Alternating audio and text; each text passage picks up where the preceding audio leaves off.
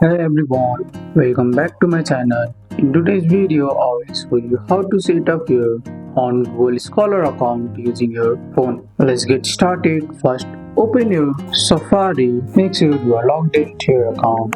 In the search bar, type Google Scholar and tap the first link or go directly to googlescholar.com. Tap Sign in the top right corner. Log in using your Google account. Once signed in, tap the three horizontal lines at the top left. After that, tap on My Profile. Enter your name, affiliation, and your university email address. If you have one, you can also add research interest so others can find your work more easily. Google Scholar may suggest publications linked to your name. Tap to select the correct one, or you can add them manually later. Adding a profile photo makes your account look more professional. Just tap the profile picture to upload one.